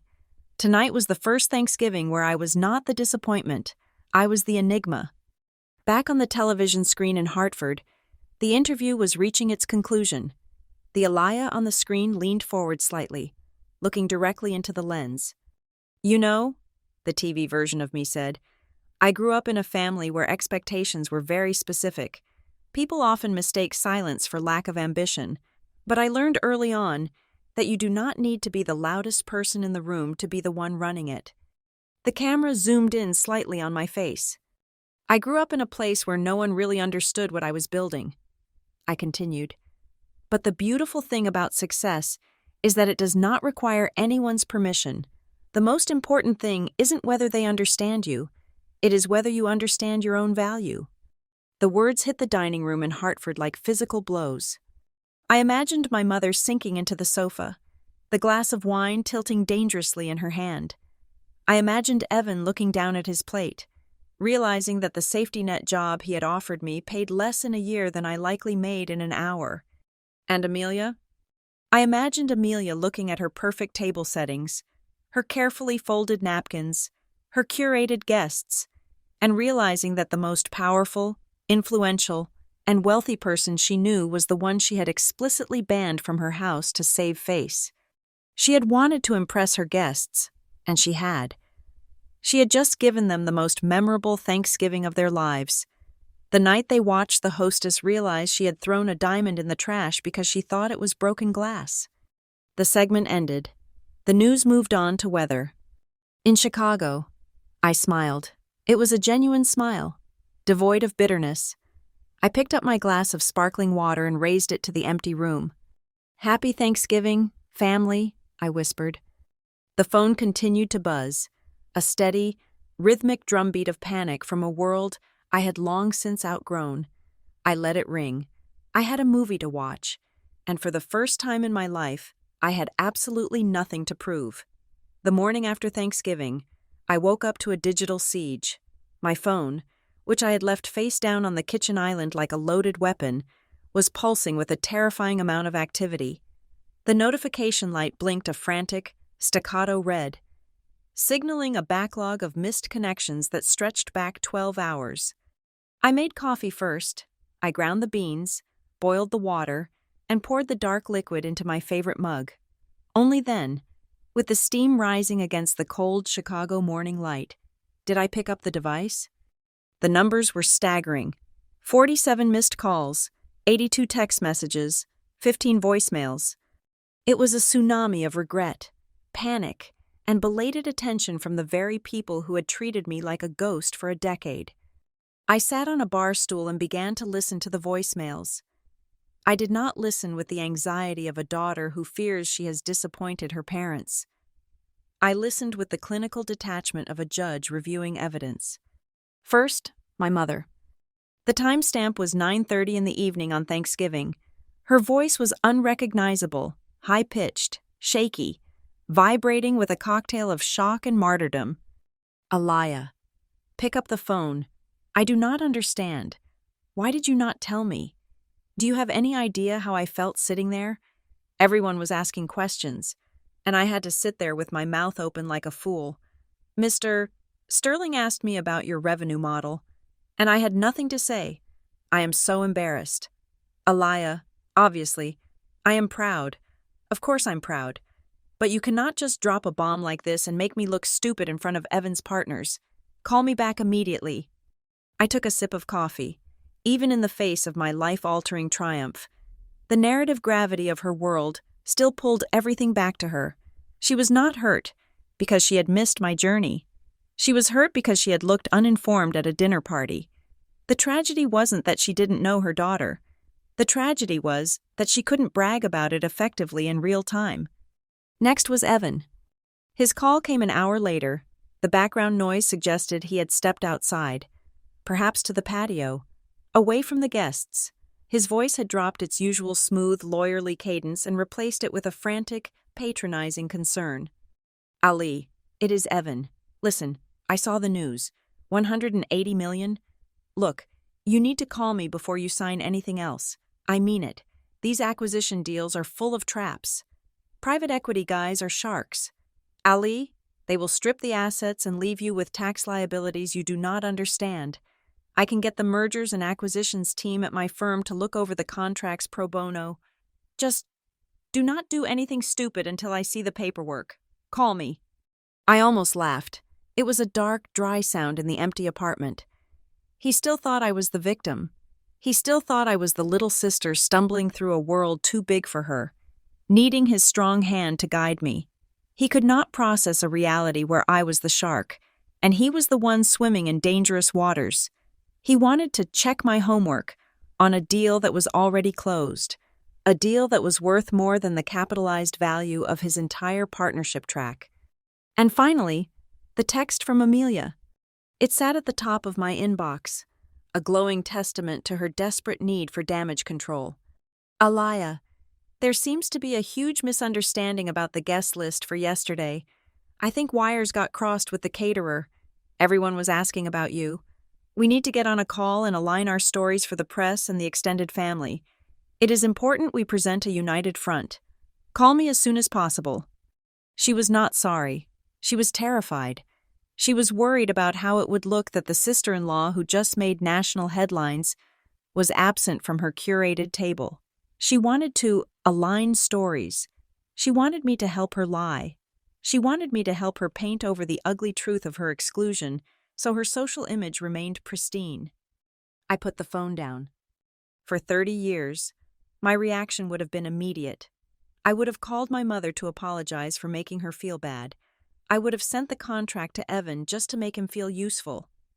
Even if I didn't need his help, I would have texted Amelia back to smooth things over, to tell her it was okay, to be the good girl who absorbs the family's dysfunction so they don't have to face it. But the woman who signed that deal on Wednesday did not exist to absorb dysfunction anymore. I let the phone sit there. I did not reply. I did not call back. I spent the day doing exactly what I wanted. I ordered expensive sushi for lunch. I watched 3 movies. I took a long bath. I let them stew in the silence, letting their own anxiety boil over into panic. It was the first time I had ever wielded silence as a weapon, and I was surprised by how heavy and effective it felt. The next afternoon, my mother called again. I watched the screen for a long moment. Mom calling. I took a deep breath, centered myself, and swiped green. "Hello, Mom," I said. My voice was calm, devoid of the frantic apology she was undoubtedly expecting. "Alaya!" She sounded breathless, like she had been running. Then, predictably, came the tears, immediate, weaponized tears. "I have been sick with worry. Why are you ignoring me? Do you have any idea how betrayed I feel? How could you hide an entire life from us?" "I did not hide anything," I said, walking over to the window to look down at the gray expanse of Lake Michigan. "I told you for 5 years that I was building a company. I told you I had clients. I told you we were growing. But you did not say it was this," she cried. "You made it sound like a hobby. You let us believe you were struggling." "I did not let you believe anything," I corrected her, my tone sharpening just enough to cut through her hysteria. "You decided what to believe. You decided that because I did not have a corner office in a law firm, I was failing. You never asked me a single substantive question about my business. Mom, not once. You asked if I had health insurance. You asked if I could pay rent. You never asked about my technology. You never asked about my team. You are hurt not because I hid the truth, but because you never bothered to look for it." "That is not fair," she sobbed. "I am your mother. I worry about you." "You worry about how I reflect on you," I said. "There is a difference." There was a stunned silence on the other end. She was not used to this. She was used to me accepting the guilt, taking the blame for her feelings. "It was Amelia." She suddenly pivoted, her voice rising in accusation. "She told us you were doing small repairs. She said you were not ambitious. And the dinner, the text message, that was her idea. She said you would be uncomfortable. She said you would not fit in with the partners. I just went along with it to keep the peace in Evan's marriage. I was trying to be a good mother-in-law. You cannot blame me for that." This was the pattern. When cornered, shift the blame, rewrite history. "Mom," I said, dropping my voice to a register that commanded absolute attention. "Stop." "But she—" "The text came from your phone," I said. "You typed it, you hit send, you looked at a draft that said, 'Abandon your daughter on Thanksgiving,' and you agreed to it. I do not care whose idea it was. You are my mother, You were supposed to be the one who insisted I had a seat at the table. Instead, you were the courier who delivered the rejection. I didn't think it would hurt you," she whispered, her defense crumbling. "I thought you would be relieved not to have to dress up." "I am sure you did," I said, "because that is the story you tell yourself to sleep at night." I want to fix this," she stammered, her voice smaller now. "We can do Christmas, a big Christmas. We will have it at my house. Evan and Amelia will come. We will celebrate your big news. It will be just like old times." "No," I said. "What?" "I am not coming to Christmas," I said. But you have to. It is family." "I am not coming to Christmas," I repeated, enunciating every syllable. "And I am not coming to Easter. I am taking a break. I am stepping back until you, Evan, and Amelia can figure out how to have a relationship with me that is not based on pity or utility. I need you to understand that access to my life is a privilege, not a biological right. And right now, you have lost that privilege." "You are punishing me," she wept.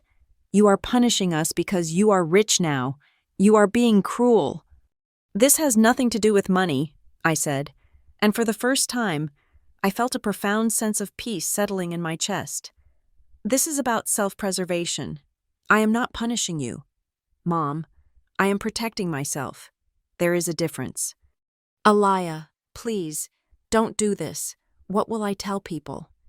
"Tell them the truth," I said, "or tell them I am busy working. It does not matter to me anymore." "I love you," she said, a desperate Hail Mary pass. "I know you do, in your own way," I said. "But right now, that love feels a lot like judgment, and I am not buying it anymore." I did not wait for her to say goodbye. I did not wait for the next wave of guilt to wash over me. I pulled the phone away from my ear. My thumb hovered over the red icon. For a second, I felt the old pull, the urge to stay on the line, to comfort her, to fix it. But then I looked around my silent, beautiful apartment. I looked at the life I had built with my own hands, and I realized that I could not invite them into this new house until they learned to wipe their feet at the door. I pressed the button. The line went dead. I stood there in the kitchen, the silence rushing back in to fill the space where her voice had been. My hand was shaking slightly, not from fear, but from the adrenaline of finally severing the cord.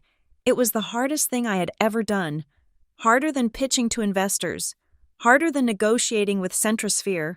But as I looked out at the gray horizon of the lake, I realized that the silence in my head was no longer filled with their voices telling me who I was supposed to be. It was just quiet. And in that quiet, I finally recognized myself. 3 days after the Thanksgiving that never happened, my building's concierge called up to the penthouse. "Ms. Campbell," he said, his voice professional and smooth. "There is a Mr. Evan Hart in the lobby.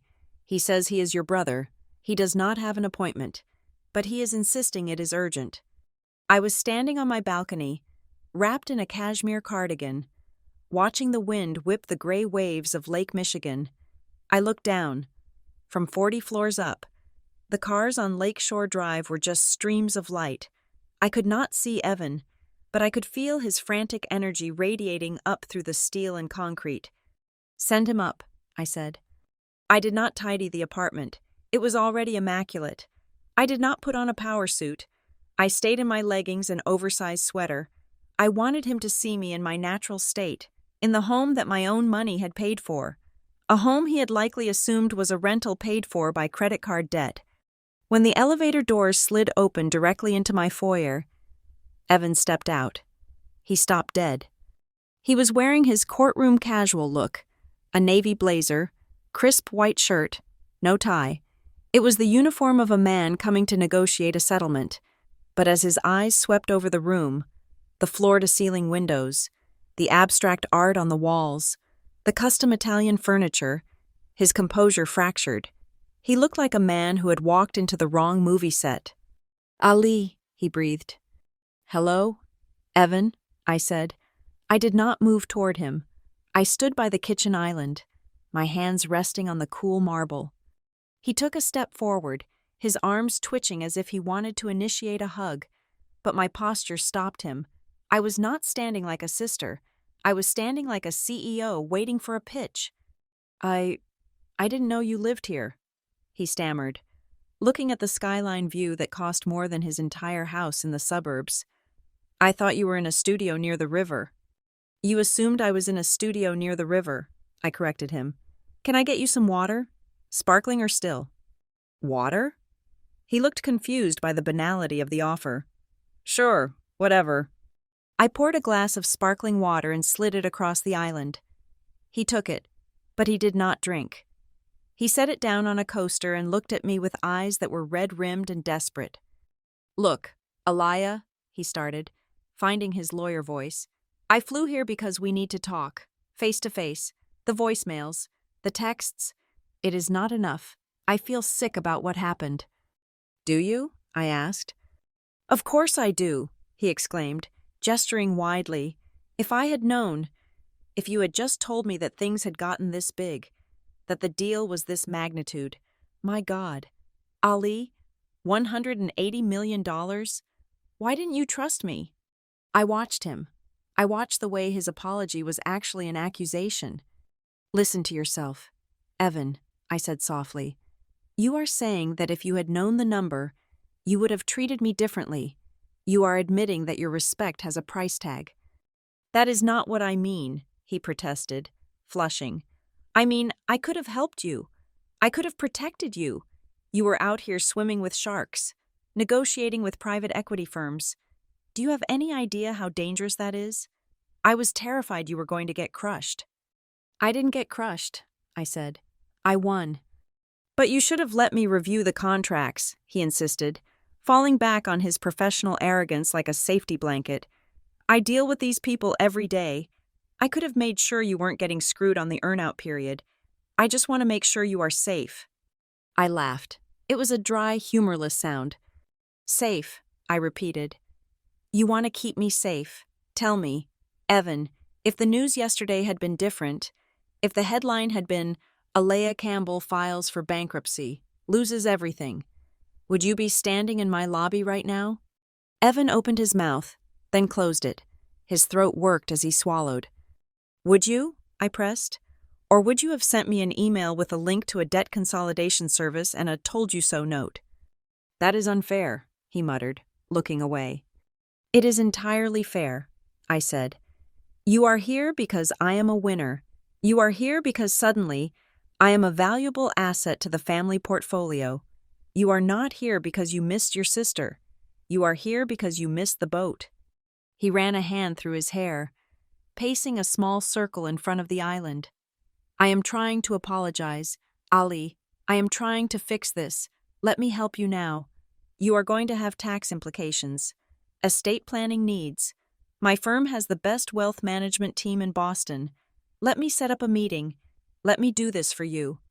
I looked at him with genuine pity. He still didn't get it. He still thought he was the big brother reaching down to pull me up. "Evan," I said, my voice dangerously calm, "I do not need your firm. The people who advised me on this deal are Northlake Ridge Partners." He froze. The name registered instantly. Northlake Ridge was not just a firm. They were the institutional capital behind half the major commercial real estate projects on the East Coast. "Northlake?" he repeated, his voice dropping an octave. "You are working with Jessica Vance's team?" "Jessica and I had dinner last night," I said. "We discussed a lot of things.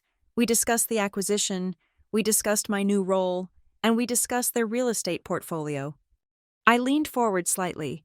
"You know they are the primary backers for your firm's commercial expansion, right? They hold the paper on the building you work in."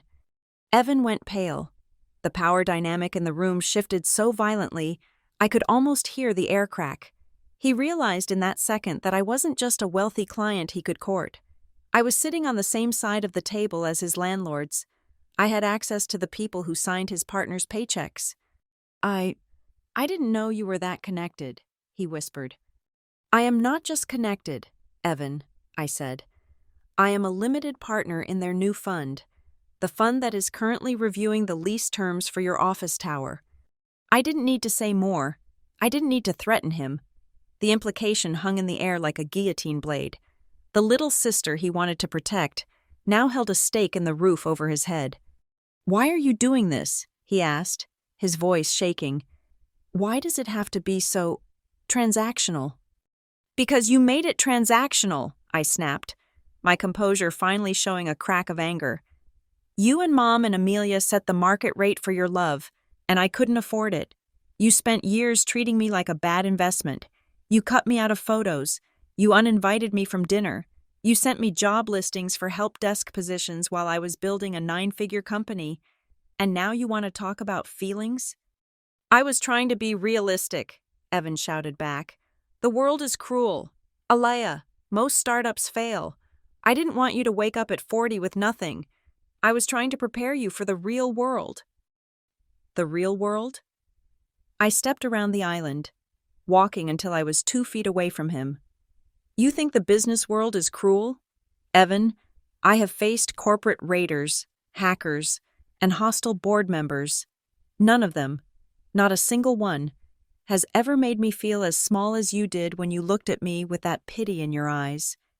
I took a breath. "The world isn't cruel. The world pays me for my value. It is my family that is cruel. It is my family that decided I was unworthy of a seat at the table because I didn't wear the right shoes." He looked at me, really looked at me, for the first time in years. He didn't see the girl in the hoodie. He saw a stranger. "I just want a chance to start over," he said, his voice cracking. "Can we just hit reset? Can you forgive me?" I looked at his pleading face. I remembered the way he used to let me tag along when we were kids. I remembered the brother who taught me to ride a bike. But then I remembered the text message. "Skip Thanksgiving." "Forgiveness assumes you understand the sin," I said quietly. "You don't. You are sorry you bet against the winner. You aren't sorry you hurt your sister." "That is not true," he whispered. "It is," I said. "I don't need you to believe in my success. Evan, the bank account does that for me. I needed a brother who would have sat next to me when I had nothing. I needed a brother who would have told Amelia. If Alea doesn't sit at the main table, neither do I. You weren't that guy, and you can't audition for the role now just because the pay is better." I walked to the door and opened it. The hallway was silent. "Please go," I said. Evan stood there for a long moment. He looked like he wanted to argue, to negotiate, to find the loophole that would let him win this case. But he looked at my face and saw the one thing a lawyer fears most: a closed judgment. He walked to the door.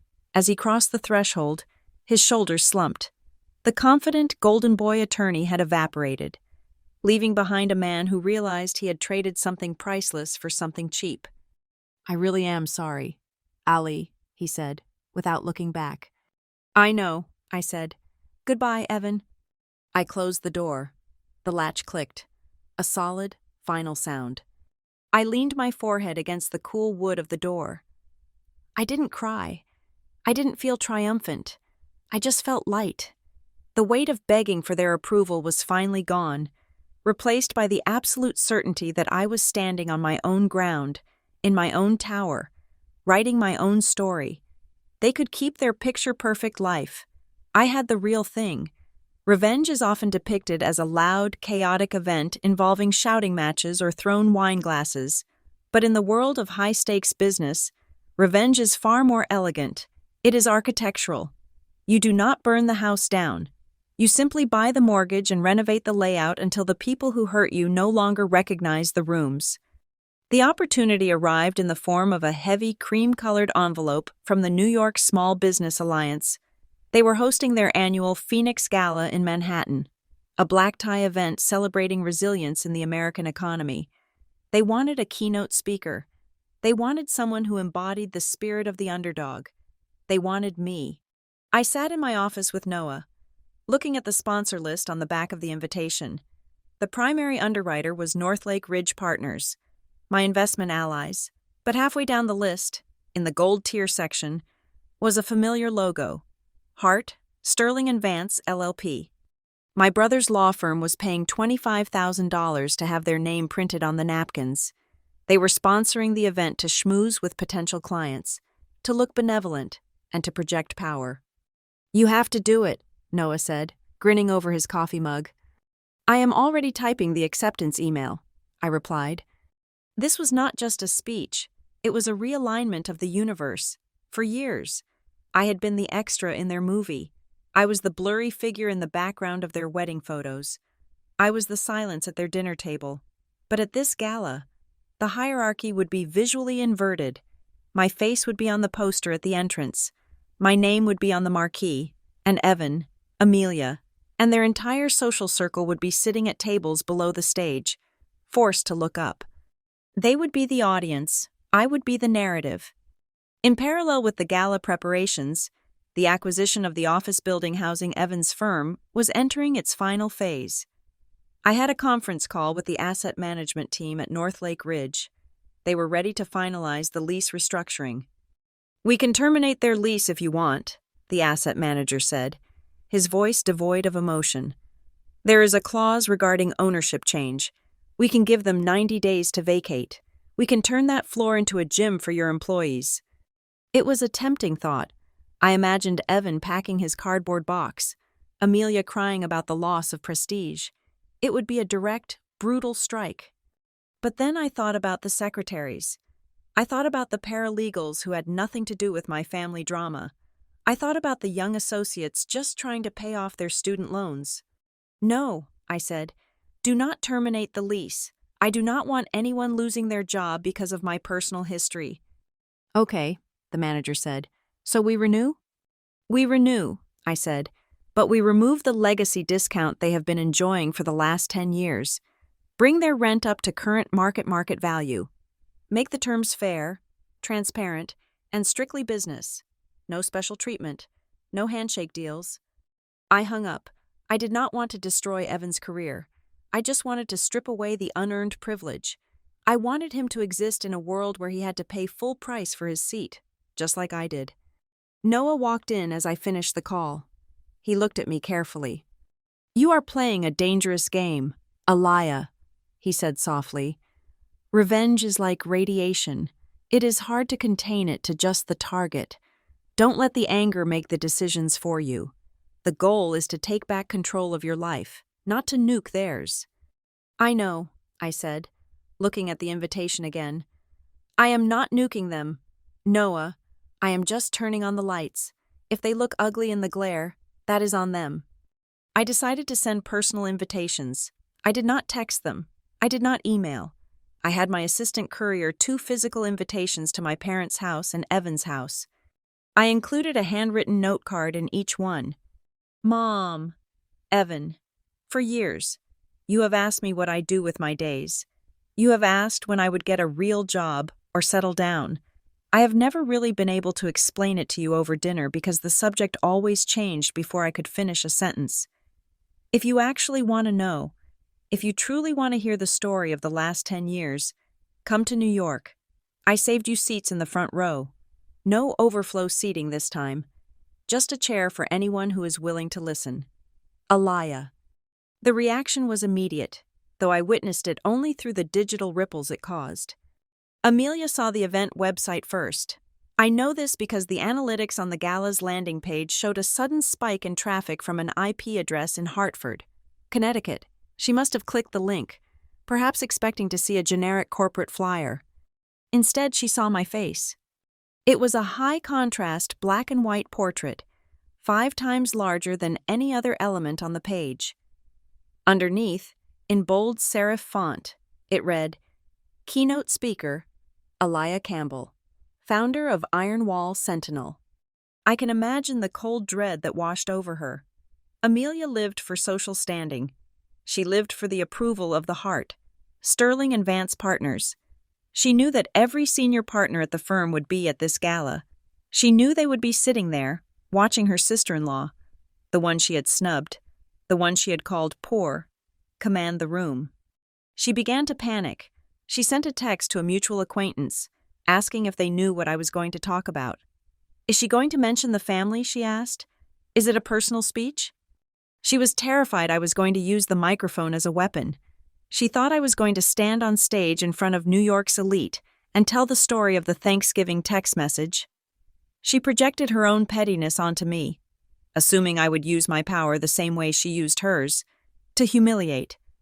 My mother was in a different kind of agony. She called me, her voice tight with a mixture of pride and terror. "We received the invitation," she said. "It is very grand.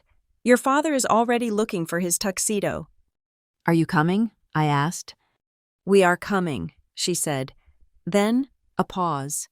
"Aliyah, about your speech. What are you planning to say? You know, with Evan's bosses there, and Amelia's friends. I just hope it will be appropriate." "Appropriate?" I asked. "You know what I mean," she whispered. "Please do not make a scene, honey. We are all just trying to move forward." "I am not making a scene, Mom," I said calmly. "I am making a statement. There is a difference." I hung up before she could guilt-trip me further. The night before the gala, I sat in my hotel room in Manhattan. It was a corner suite overlooking Central Park. The city lights were blinking below me like a sea of diamonds. I had my speech printed out on the desk in front of me. I picked up a red pen. The first draft was angry. It was raw. It had lines in it that were specifically designed to draw blood. I had written a paragraph about people who judge you by your zip code. I had a line about families who cut you out of the frame. It was a speech written by the wounded girl who had been left at the kids' table. It would have felt good to say it. It would have crushed Amelia. It would have shamed Evan. But as I looked at the words, I heard Noah's voice in my head. The goal is to take back control. If I used my moment of triumph to attack them, I was still letting them define me. I would still be the reactive little sister, just with a louder voice. I would be dragging the audience into my personal drama instead of leading them to something higher. I realized that true revenge is not about proving them wrong. It is about proving that their opinion is irrelevant. I took the red pen and crossed out the paragraph about the wedding photos. I crossed out the line about the Thanksgiving text. I crossed out the subtle jabs at the legal profession. I slashed through the bitterness until the only thing left on the page was the truth. I did not want to be the victim who got rich. I wanted to be the architect who built a new world. I rewrote the ending. I focused on the concept of value, how society assigns it, how families misjudge it, and how we must define it for ourselves. I wrote about the invisible work, the silent grinding in the dark that no one applauds. I put the pen down. Amelia was probably in her hotel room right now, hyperventilating, wondering if I was going to destroy her reputation. Evan was probably drinking a scotch, terrified I was going to reveal that his firm was leasing space from his little sister. Let them be afraid. Let them sweat. That fear was their punishment. But tomorrow night, I would not give them the satisfaction of being the villain in their story. I was going to be something much worse for them. I was going to be the bigger person. I turned off the desk lamp. The room plunged into darkness, save for the city glow. They wanted to erase me from their picture? Fine. Tomorrow, I would paint a masterpiece so large, so bright, and so undeniable that they would have no choice but to stand in its light and applaud. And the best part was, I wouldn't even have to say their names. The ballroom of the Pierre Hotel in Manhattan hummed with the specific frequency of old money and new power. It was a sound I had learned to recognize, the clink of crystal flutes, the rustle of silk taffeta, and the low, confident baritone of men who controlled the GDP of small nations. I stood backstage in the wings, watching the room through a monitor. I could see table 4. That was the table purchased by Hart. Sterling and Vance. My brother Evan was sitting there, looking uncomfortable in his tuxedo, fidgeting with his cufflinks. Beside him, Amelia was scanning the room with frantic, darting eyes, likely terrified that someone would ask her a question she could not answer. My mother sat between them, her posture stiff, her hands clutching a small beaded clutch as if it contained the last of her oxygen.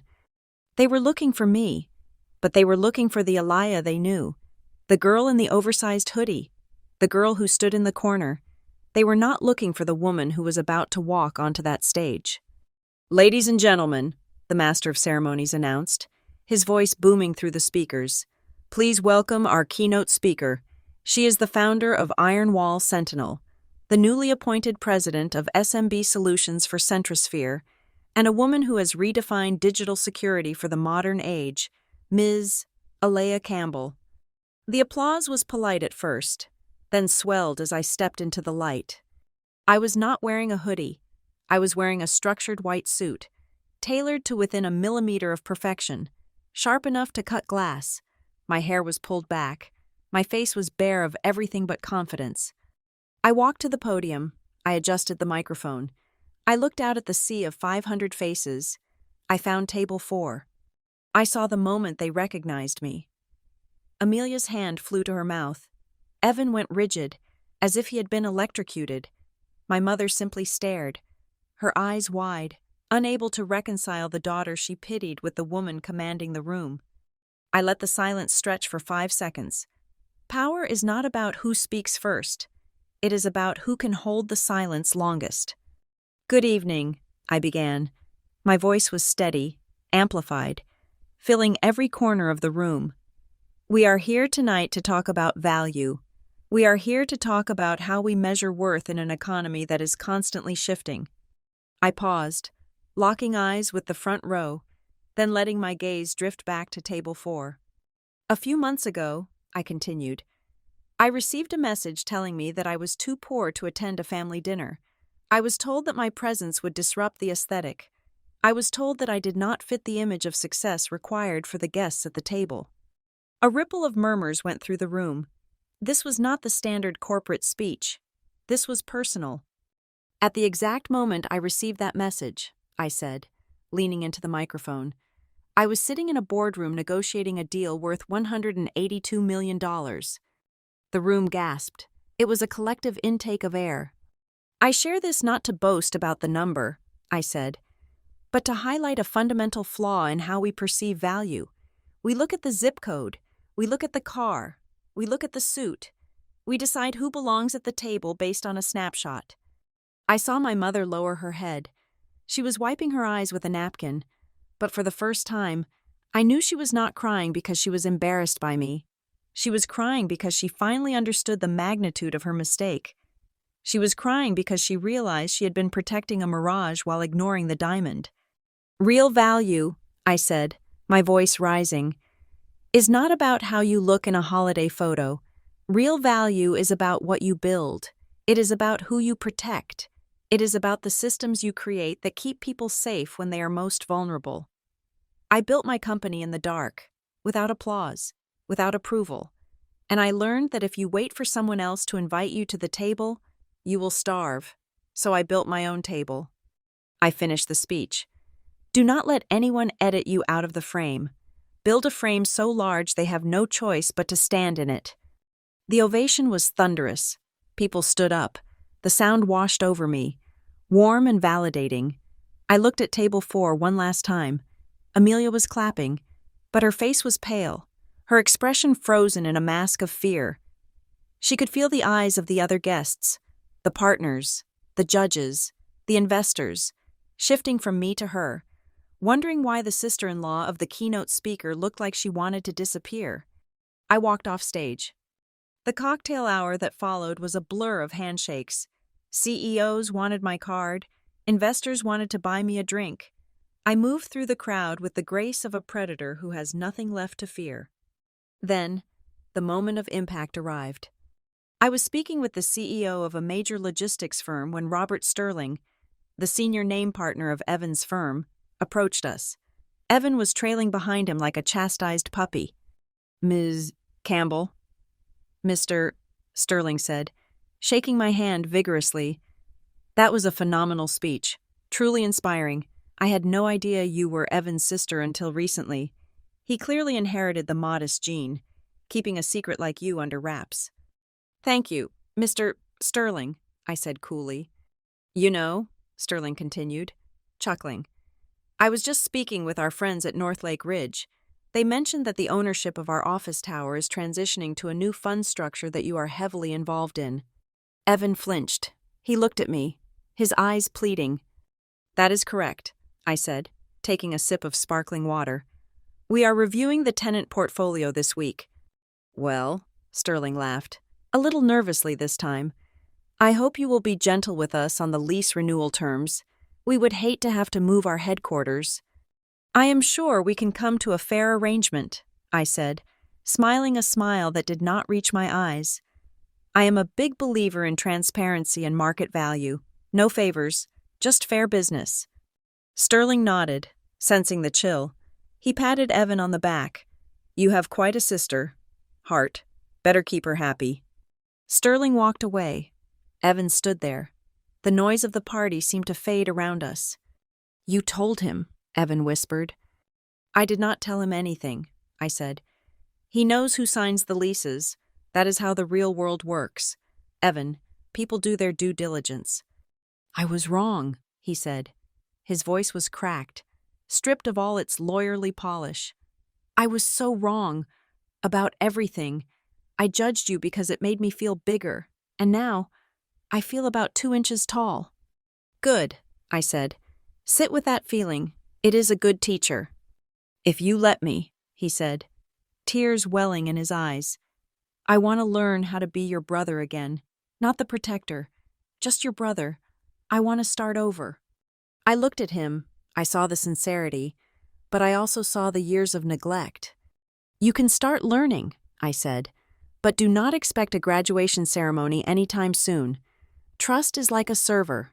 Evan, once it is breached, you do not just patch it. You have to rebuild the entire architecture. I will be watching to see if you do the work. I will, he promised. Just then, Amelia appeared at his elbow. She looked brittle, her perfect makeup unable to hide the panic in her eyes. Aliyah, she exclaimed, her voice too high, too shrill. Oh my God, everyone is talking about you. It is amazing. Listen, about the whole Thanksgiving mix-up. I just want you to know, the pressure of these events. You know how it is, the image we have to maintain. I held up a hand. She stopped mid-sentence. Amelia, I said. My voice was low, but it hit her like a physical force. Tonight is not my stage to hear your excuses, and it is certainly not your stage to make them. You spent years talking over me. Tonight, your only job is to listen. Her mouth snapped shut.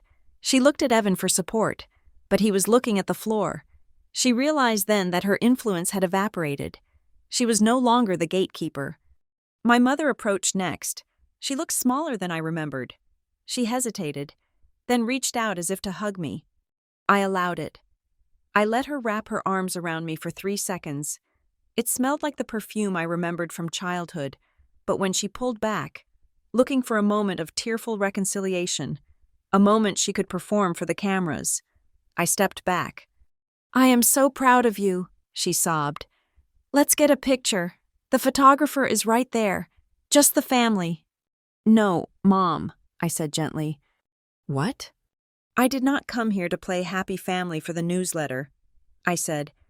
I came here to introduce myself to the world, and I have done that. I do not need a photograph to prove I belong. I know who I am. I turned to the 3 of them, my mother, my brother, my sister-in-law. They stood together, a tableau of expensive clothes and shattered assumptions. Enjoy the rest of the evening, I said. The dessert is excellent. I paid for it. I turned and walked away. I walked through the lobby of the Pierre, past the gold leaf and the marble, and out the revolving doors into the crisp New York night. The air bit at my skin, cold and cleansing. The sounds of the city, the sirens, the taxis, the chatter rushed in to fill the silence. I pulled my phone from my clutch. I opened a new message to Evan. My thumbs hovered over the screen. One day, if you are still working hard to be a better person, I will send you the address of a coffee shop. On that day, we will sit down and talk like 2 normal people, not like a lawyer in a charity case, not like a success story and a failure, just a brother and a sister. But not today. Today, you watch me walk away. I looked at the words. They were true, but I did not need to send them. He knew. They all knew. I pressed save to drafts. I put the phone back in my bag. I took a deep breath, filling my lungs with the cold air. The revenge was complete. I had not screamed. I had not fought. I had simply refused to be small anymore. I had refused to squeeze myself into their frame. I had stepped out of their picture and walked into my own life. I hailed a taxi, gave the driver the address of my own hotel, and smiled as the city blurred past the window. I was finally, completely free. Thank you so much for listening to my story. I would love to know where you are tuning in from. So please drop a comment below and let me know your city or country. Let's see how far this story has traveled. If you enjoyed this journey of reclaiming self-worth, please subscribe to Lila Revenge Stories, hit that like button, and smash the hype button to help this video reach even more people who need to hear that their value is not defined by anyone else. Stay strong.